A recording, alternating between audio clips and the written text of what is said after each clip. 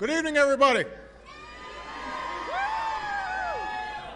On behalf of Michelle and myself and the girls and Bo, welcome to the White House and happy 4th of July.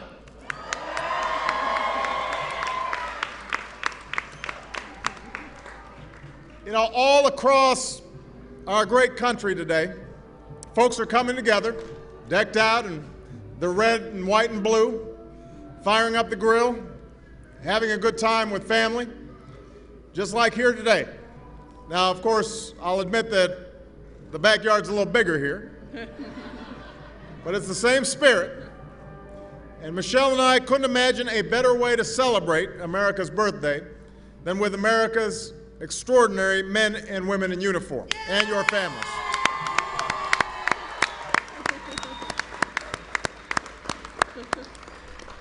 Now, we decided to let you leave your uniforms at home for today.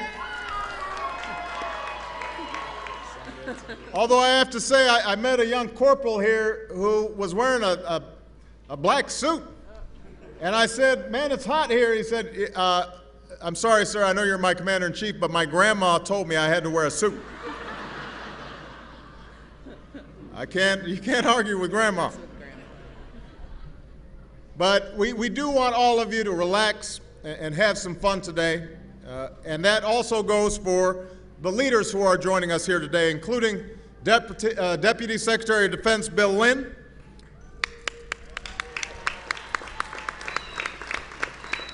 the Vice Chairman of the Joint Chiefs of Staff, General Jim Haas Cartwright,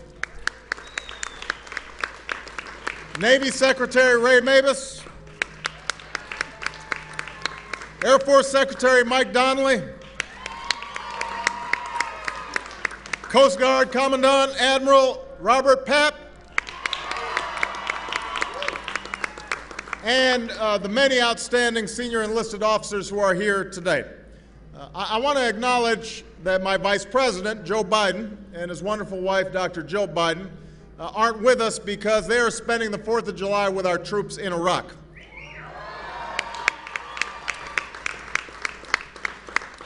And I would add that because of the honor and heroism of our troops, we are poised to end our combat mission in Iraq this summer on schedule. That's thanks to so many of you.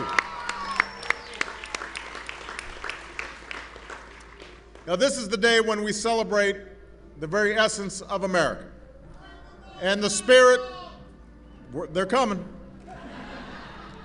This is the day when we celebrate the very essence of America and the spirit that has defined us as a people and as a nation for more than 2 centuries.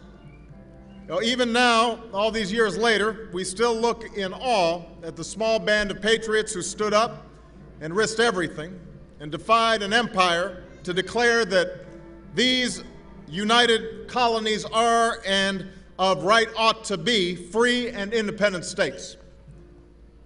We're amazed at the debt to a founding generation that gave their blood to give meaning to those words, pledging to each other their lives, their fortunes, and their sacred honor. And we celebrate the principles that are timeless, tenets first declared by men of property and wealth, but which gave rise to what Lincoln called a new birth of freedom in America: civil rights and voting rights, workers' rights and women's rights, and the rights of every American.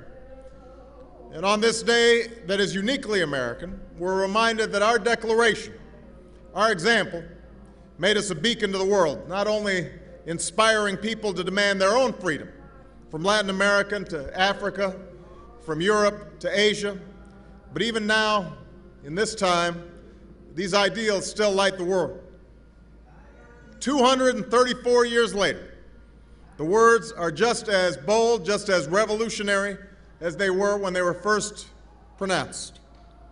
We hold these truths to be self-evident, that all men are created equal, that they are endowed by their Creator with certain inalienable rights, that among these are life, liberty, and the pursuit of happiness. These are not simply words on aging parchment. They are the principles that define us as a nation, the values we cherish as a people, and the ideals we strive for as a society, even as we know that we constantly have to work in order to perfect our union, and that work is never truly done. The founders understood this. There in that hall in Philadelphia, as they debated the Declaration, John Adams wrote to his beloved Abigail. He predicted that independence would be celebrated from one end of the continent to the other, from this time forward forever. But he added, I am well aware of the toil and blood and treasure that it will cost us to maintain this declaration and support and defend these states. So today, we also celebrate all of you, the men and women of our armed forces who defend this country we love. We salute the United States Army,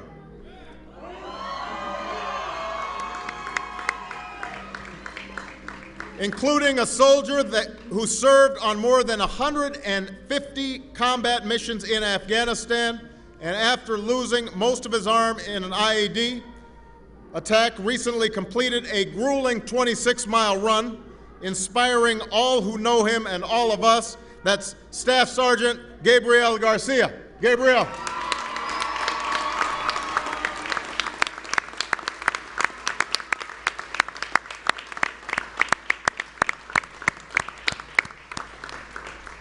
We salute the United States Navy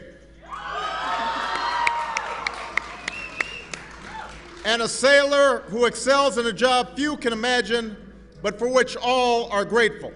A commander of an explosive ordnance disposal team in Iraq, his nerve and steady hand has diffused countless bombs and saved countless lives. That's Lieutenant Eric Franduk. Where's Eric?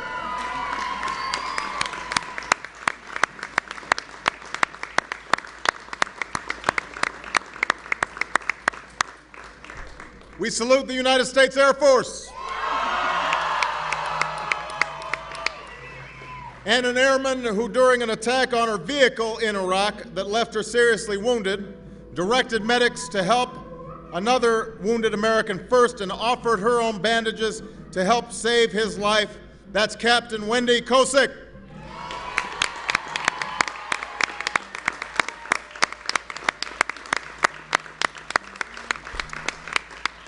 We salute the United States Marine Corps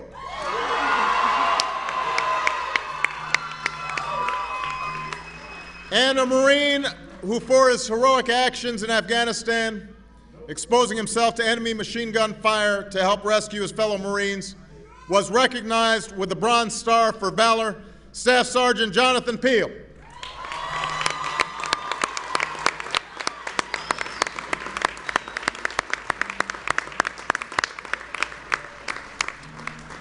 And we salute the United States Coast Guard,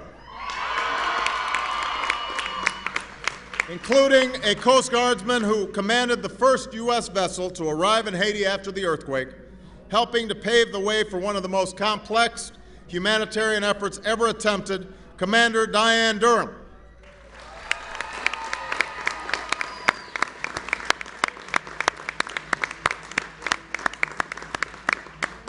This is the spirit of which Adams spoke so long ago.